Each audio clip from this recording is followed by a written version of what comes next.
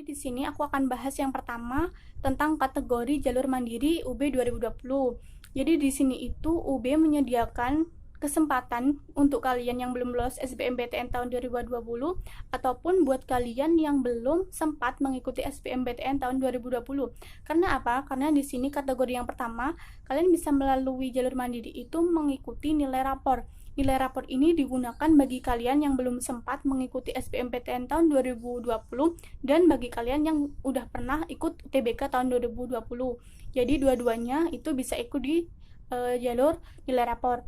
Lalu yang kedua ada yang menggunakan nilai UTBK. Nah, khusus nilai UTBK ini hanya bisa diikuti bagi kalian lulusan SMA yang mengikuti daftar UTBK tahun 2020 kemarin. Jadi buat kalian yang belum ikut UTBK 2020, kalian hanya bisa memilih nilai rapor jalurnya, tapi kalau yang udah ikut UTBK 2020, kalian punya kesempatan lebih, yaitu bisa daftar di nilai rapor dan juga di nilai UTBK, kayak gitu ya.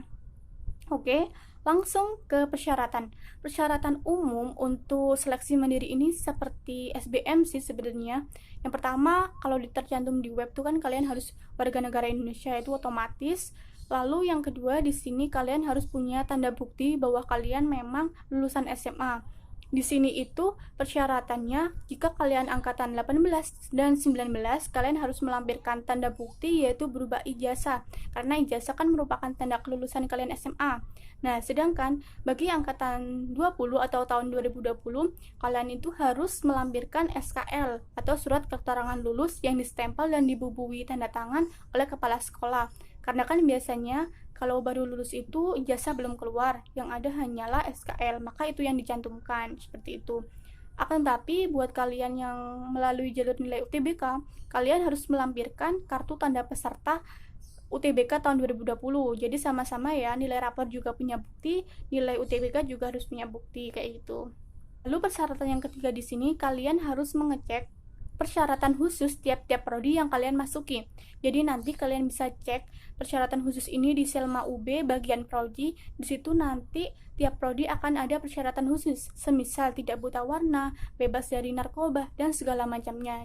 Jadi kalian harus melihat dan mengecek apakah kalian berhasil lolos di persyaratan khusus tersebut sebelum mendaftar si Mandiri UB ini, gitu. Lalu kalian juga harus punya NISN dan NPSN ya.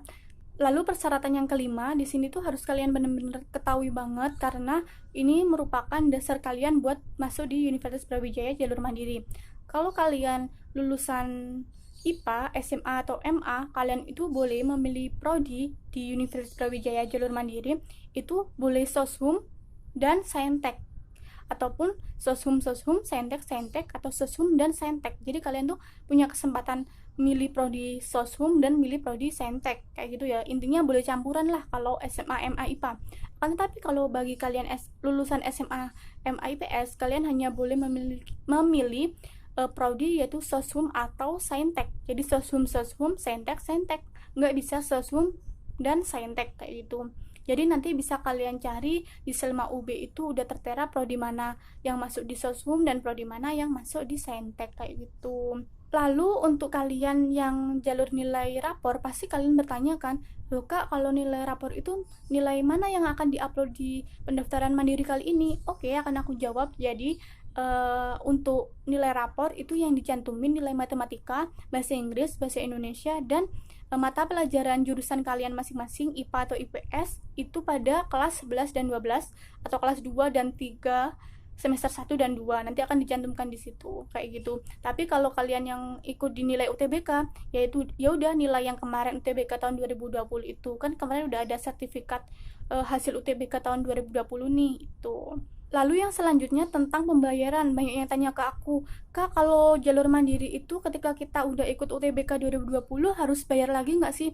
Jadi jawabannya, bagi kalian yang mengikuti jalur nilai rapor ataupun UTBK dan kalian juga udah bayar di SBMPTN tahun 2020, kalian harus tetap membayar karena ini merupakan seleksi mandiri. Jadi beda seperti SBM, yaitu sebesar 350.000, di mana ini pembayarannya bisa melalui Bank BNI, BRI, atau Mandiri, yang mana langkah-langkah pembayarannya udah tercantum. Nanti kalian bisa lihat di Selma UB itu pembayarannya seperti apa. Jadi pembayarannya harus semua, yaitu sebesar 350.000 kayak gitu. Jadi aku ingetin lagi untuk pendaftaran Mandiri UB ini hanya sampai tanggal 23 Agustus 2020.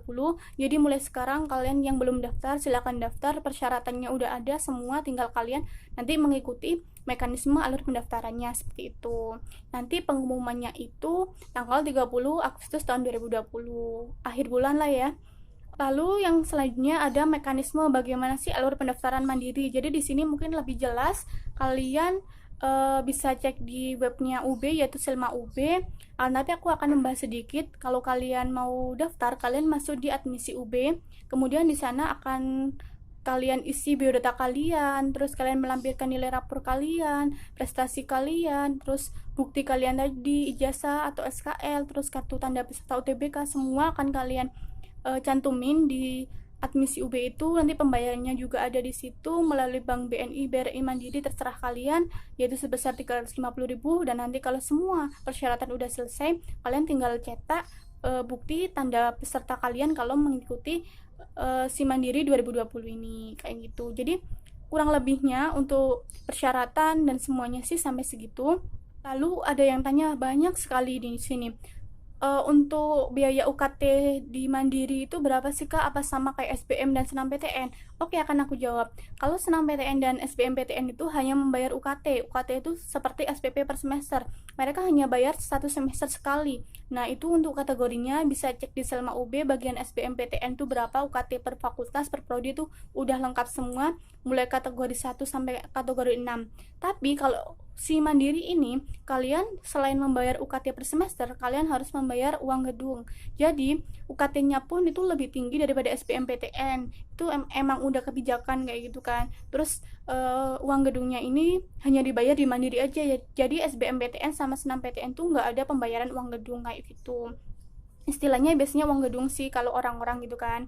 Jadi nanti akan aku cantumin di linknya di bio ini, akan aku cantumin, nanti langsung masuk ke web yang akan mengasih tahu kalian berapa biaya UKT per fakultas, per prodinya, terus juga uang gedungnya berapa kayak gitu. Jadi nanti semua akan tercantum di link deskripsi ya.